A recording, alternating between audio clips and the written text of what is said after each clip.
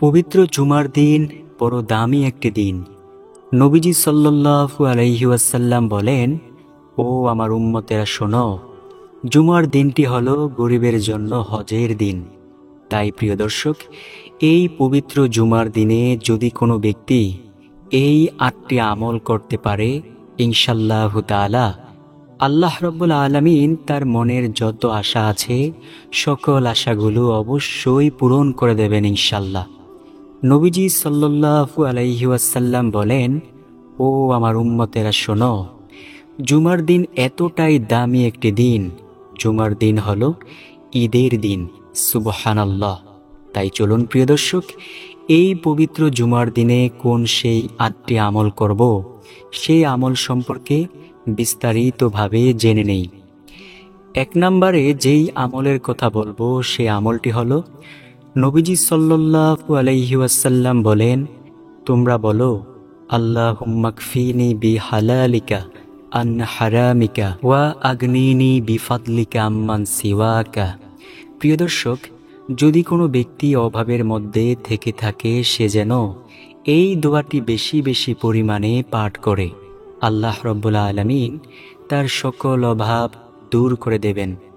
নবীজি সাল্লাল্লাহু আলাইহি ওয়াসাল্লাম বলেন, তোমরা বলো, আল্লাহুম্মা কফিনি বিহালালিকা আন হারামিকা ওয়া আগনিনি বিফাদলিকা আম্মান সিওয়াকা। ইনশাআল্লাহ, যদি আমাদের অভাবকে দূরীভূত করতে চাই বেশি বেশি পরিমাণে, এই সুন্দর দোয়াটা অবশ্যই প্রত্যেক ফরজ নামাজের পর পাঠ করব ইনশাআল্লাহ। আল্লাহ রাব্বুল আলামিন আমাদের অভাবকে দূর করে দেবেন ইনশাআল্লাহ। আল্লাহর কাছে কোনো জিনিসের কোনো অভাব নেই। নবীজি সাল্লাল্লাহু আলাইহি ওয়াসাল্লামকে আল্লাহ তাআলা বলেছেন, ও আমার বন্ধু মুহাম্মদ সাল্লাল্লাহু আলাইহি ওয়াসাল্লাম, আপনি যদি আমাকে বলেন, আমি আল্লাহ এই পাহাড়গুলোকে স্বর্ণের পাহাড় বানিয়ে দেব। নবীজি সাল্লাল্লাহু আলাইহি ওয়াসাল্লাম বলেছিলেন, ও আল্লাহ, আমার এত ধন সম্পদের কোনো দরকার নেই, আপনি আমাকে যেইভাবে রেখেছেন আমি সেইভাবেই খুশি। তো প্রিয় দর্শক, সেই মায়ার নবী সাল্লাল্লাহু আলাইহি ওয়াসাল্লাম বলেন, ও আমার উম্মতেরা, তোমরা যদি কোনো কিছু চাও আল্লাহ তাআলার দরবার থেকে চাইও, আল্লাহ তোমাদের সকল দোয়া মুনাজাত অবশ্যই কবুল করবেন ইনশাআল্লাহ। ২য় নাম্বার যেই আমলের কথা বলবো সেই আমলটি হলো, জুমার দিনে জুমার আজানের জবাবটুকু দিবেন। আজান দেওয়া ও আজানের জবাব দেওয়ার কত সওয়াব আপনি কি জানেন প্রিয় দর্শক? চলুন জেনে নেওয়া যাক আজান দেওয়ার মধ্যে আল্লাহ তাআলা কত সওয়াব নিহিত রেখেছেন। নবীজি সাল্লাল্লাহু আলাইহি ওয়াসাল্লাম বলেন, আমার উম্মতেরা যদি জানতো যে আজান দেওয়ার মধ্যে কত সওয়াব নিহিত রয়েছে, তাহলে তারা আজান দেওয়ার জন্য লটারির ব্যবস্থা করত। সুবহানাল্লাহ। নবীজি সাল্লাল্লাহু আলাইহি ওয়াসাল্লাম আরও বলেছেন, ও আমার উম্মতেরা শোনো, যে ব্যক্তি একটানা ১২ বছর যাবত আজান দেয়ার কাজে নিয়োজিত থাকে, রব্বুল আলামিন তাকে অবশ্যই জান্নাতে পাঠিয়ে দেবেন। সুবহানাল্লাহ, আল্লাহু আকবার। এছাড়াও নবীজি সাল্লাল্লাহু আলাইহি ওয়াসাল্লাম বলেছেন, হাশরের ময়দানে মুয়াজ্জিনের গলা সবচেয়ে লম্বা হবে।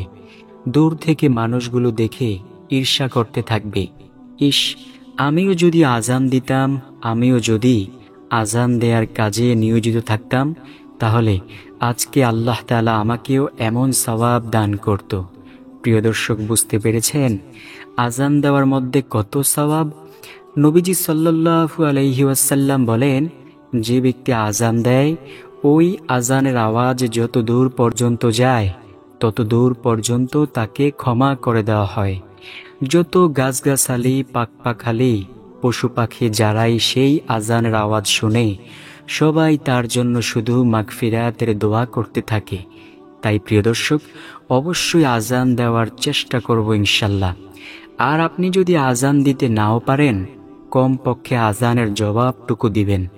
নবীজি বলেন, মুয়াজ্জিন যা বলে তোমরাও তাই বলো। মুয়াজ্জিন যেই সমপরিমাণ সওয়াব পায়, তোমরাও মুয়াজ্জিনের সমপরিমাণ সওয়াব পেয়ে যাইবে। সুবহানাল্লাহ, আল্লাহু আকবার। নবীজি সাল্লাল্লাহু আলাইহি ওয়াসাল্লাম বলেছেন, মুয়াজ্জিন যা বলবে তোমরাও তাই বলবে, শুধু হাইয়া আলাস সালার ক্ষেত্রে বলবে লা হাওলা ওয়ালা কুওয়াতা ইল্লা বিল্লাহ, হাইয়া আলাল ফালার ক্ষেত্রে বলবে লা হাওলা ওয়ালা কুওয়াতা ইল্লা বিল্লাহ। তাহলে মুয়াজ্জিন আজান দিয়ে যেই সওয়াব পেল, তোমাদেরকেও রব্বুল আলামিন সেই সম পরিমাণ সওয়াব দান করবেন। সুবহানাল্লাহ, আল্লাহু আকবার। তাই প্রিয় দর্শক, এই আমলটি অবশ্যই করার মতো চেষ্টা করব ইনশাল্লাহ। আমরা কি সুযোগ পাইলে আজান দিতে পারবো না? অবশ্যই আজান দিব। যখনই সুযোগ হয় আমরা মসজিদের মাইকে আজান দিয়ে দেব ইনশাল্লাহ।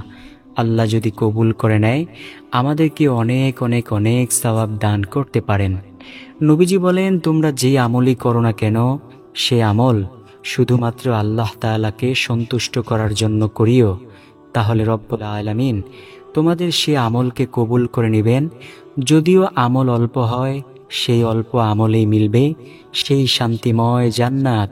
সুবহানাল্লাহ, আল্লাহু আকবার।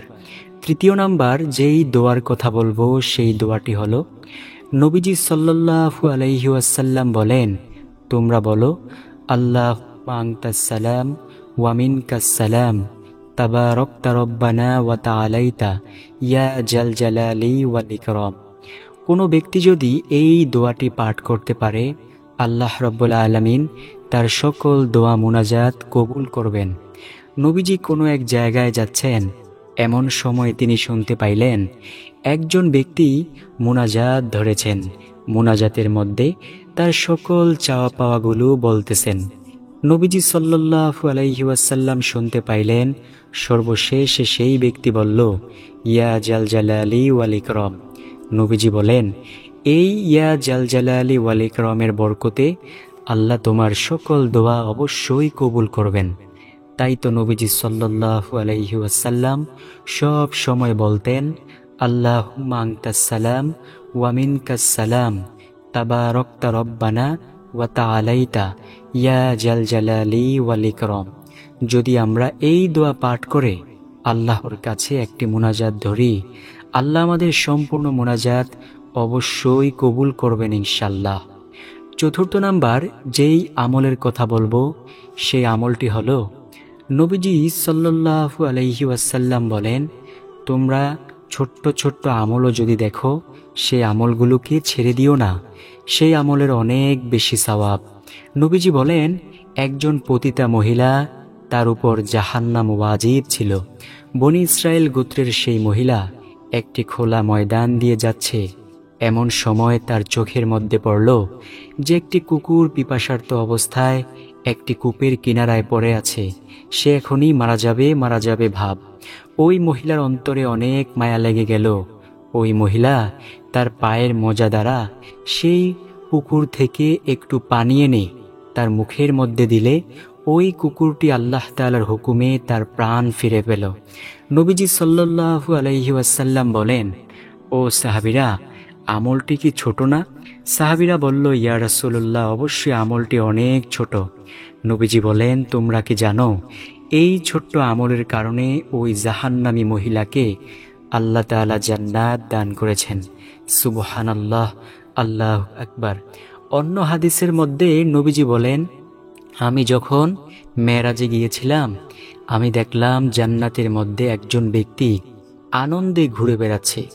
নবীজি জিব্রাইল আলাইহিস সালামকে ডেকে ডেকে বললেন, ও জিব্রাইল, এই ব্যক্তি কি এমন আমল করেছে যে আমলের কারণে আল্লাহ তাকে এমন সওয়াব দান করেছেন? জিব্রাইল আলাইহিস সালাম বলেন, ও নবী, এই ব্যক্তি যখন দুনিয়ায় জীবিত ছিল, তখন সে একদিন রাস্তা দিয়ে হাঁটছিল। রাস্তা দিয়ে হাঁটার সময় সে রাস্তায় একটি কষ্টদায়ক বস্তু পড়ে থাকতে দেখে এটা সে রাস্তা থেকে সরিয়ে দিয়েছিল, মানুষের চলাচলে কষ্ট হবে এই কথা ভেবে। আল্লাহ তাআলার যেহেতু অনেক বেশি মায়া, আল্লাহ তাআলা এই ছোট্ট আমলের কারণে সেই বান্দাকে জান্নাত দান করেছেন। সুবহানাল্লাহ। তাই তো নবীজি সাল্লাল্লাহু আলাইহি ওয়াসাল্লাম বলেন, ও আমার উম্মতেরা, যখনই তোমরা দুনিয়ার রাস্তা দিয়ে হাঁটাহাঁটি করবে, যদি কোনো কষ্টদায়ক বস্তু দেখতে পাও, সেই বস্তুটাকে অবশ্যই রাস্তা থেকে সরিয়ে দিও। আল্লাহ রাব্বুল আলামিন এই ছোট্ট আমলের কারণে হয়তোবা তোমাকে জান্নাতে দাখিল করতে পারেন। তাই তো নবীজি বলেন, ছোট্ট ছোট্ট আমলগুলোকে ছেড়ে দিও না, ছোট্ট আমলের অনেক বেশি দাম। তো প্রিয় দর্শক, আমরা কি পাইলাম? চতুর্থ নাম্বার আমল, সব সময় ছোট্ট ছোট্ট আমলগুলোকে আঁকড়িয়ে ধরব ইনশাল্লাহ। নবীজি সাল্লাল্লাহু আলাইহি ওয়াসাল্লাম বলেন, ও আমার উম্মতেরা, তোমরা দরকার হয় অল্প আমল করো, কিন্তু সে আমলগুলো যেন শুধুমাত্র আল্লাহ তাআলাকে সন্তুষ্ট করার জন্য হয়ে থাকে। যদি তোমাদের আমল অল্প হয়, তারপরেও আল্লাহ তোমাদেরকে জান্নাত দান করবেন। সুবহানাল্লাহ, আল্লাহু আকবার। পঞ্চম নাম্বার যেই আমলের কথা বলবো, সেই আমলটি হলো, নবীজি সাল্লাল্লাহু আলাইহি ওয়াসাল্লাম বলেন, তোমরা যে কোনো একটি ইস্তিগফার পাঠ করো। আমি আপনাদেরকে সাজেস্ট করি, রব্বি গিফিরলি ওয়া আতুবু আলাইয়া ইন্নাকা আনতাত তাওয়াবুর রহিম। নবীজি বলেন, যে ব্যক্তি বেশি বেশি পরিমাণে ইস্তিগফারের আমল করে, আল্লাহ তার সব বিপদ আপদ বালা মুসিবত দূর করে দেবেন এবং তার গুনাহগুলোকে ক্ষমা করে দিবেন। প্রিয় দর্শক, যুগে যুগে আল্লাহ তাআলা বহু বড় বড় পাপীকে আল্লাহ তাআলা ক্ষমা করে দিয়েছেন। তেমনি একজন পাপী ছিল নবীজির জামানার সেই দাহিয়া কালবি। দাহিয়া কালবি একজন পাষাণ ব্যক্তি ছিল। আরবে তৎকালীন সময়ে নিয়ম ছিল যে সেই সময় যদি কোনো কন্যা সন্তান কারো ঘরে জন্ম হইত, সাথে সাথে সেই কন্যা সন্তানটাকে জীবিত দাফন করে দিত। দাহিয়া কালবির অনেকগুলো কন্যা সন্তান হয়েছিল, সে প্রত্যেকটি সন্তানকেই মেরে ফেলেছে। তো এইবার তার স্ত্রী গর্ভবতী হলো। এখন তার স্ত্রী চিন্তা করলো যে আমি যদি দাহিয়া কালবির বাড়িতে থাকি, তাহলে এইবারও যদি কন্যা সন্তান হয়, তাহলে সে এই সন্তানটাকেও মেরে ফেলবে। এর চেয়ে ভালো আমি আমার বাবার বাড়িতে চলে যাই। সেইখানে যাওয়ার পর যদি আমার কন্যা সন্তান হয়, তাহলে আমি তাকে বড় করে তার সামনে হাজির করলে যখন সে আব্বু বলে ডাক দিবে, হয়তোবা দাহিয়া কালবির মনে একটু মায়া লাগতে পারে। এই কথা চিন্তা করে দাহিয়া কালবির স্ত্রী তার বাবার বাড়িতে চলে গেল। কয়েক মাস পর যখন তার সন্তান জন্ম হইল, তখন সে দেখতে পাইল যে আবারও তার একটি কন্যা সন্তান জন্ম হয়েছে। এইবার দাহিয়া কালবির স্ত্রী ভাবতে লাগলো, এখন আমি দাহিয়া কালবির বাড়িতে যাব না, আমি কয়েকদিন পরে যাব, যখন আমার কন্যা সন্তানটা কথা বলতে পারবে, অর্থাৎ কয়েক বছর পরে যাব। যখন সেই কন্যা সন্তান কথা বলতে পারে, তখন দাহিয়া কালবির স্ত্রী দাহিয়া কালবির বাড়িতে আসলে দাহিয়া কালবির ছোট্ট মেয়েটা দাহিয়া কালবির গালের মধ্যে চুমা দিতে লাগলো আর বলতে লাগলো, বাবা তুমি ভালো আছো? কেমন আছো বাবা? তখন ওই দাহিয়া কালবির মনের মধ্যে একটু মায়া লেগে গেল। সে চিন্তা করলো যে না, আমি এই কন্যা সন্তানটাকে মারব না।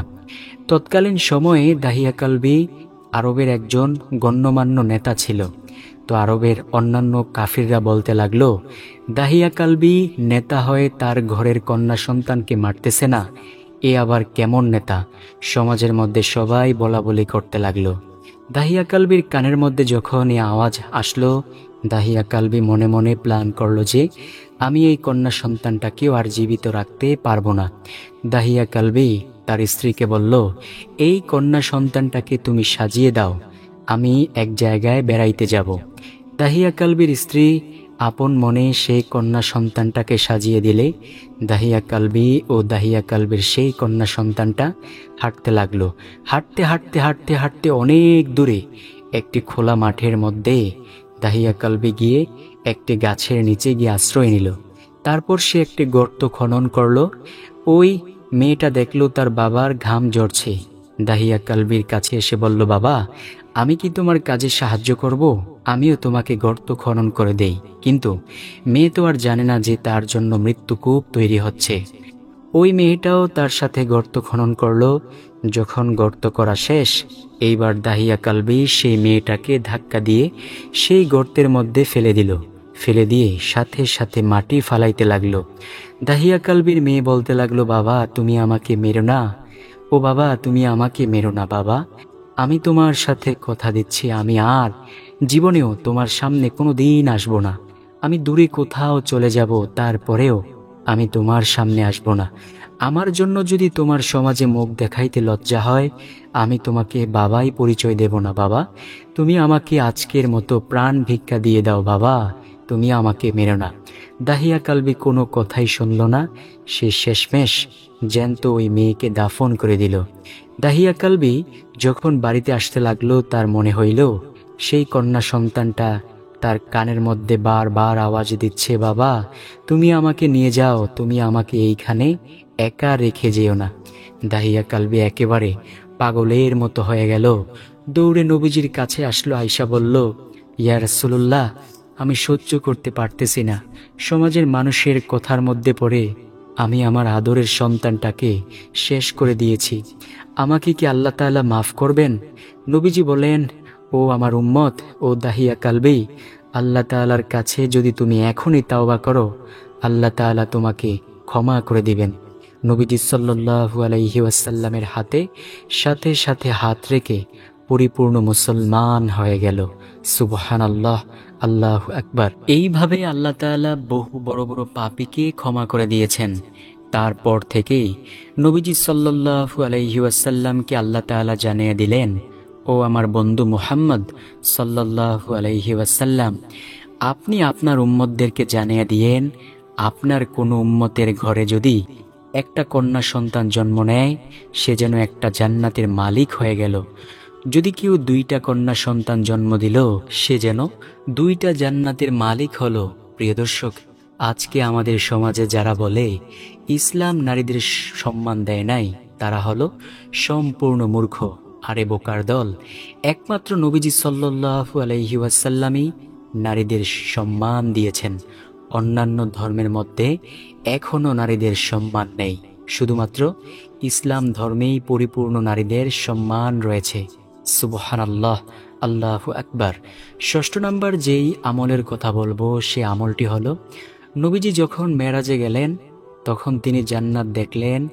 জান্নাতের মধ্যে কার যেন পায়ে হাঁটার আওয়াজ শুনতে পাইলেন। নবীজি সাথে সাথে জিব্রাইল আলাইহিসসালামকে ডেকে ডেকে বললেন, ও জিব্রাইল, এই জান্নাতের মধ্যে কে এমন ঠক ঠক করে হাঁটে?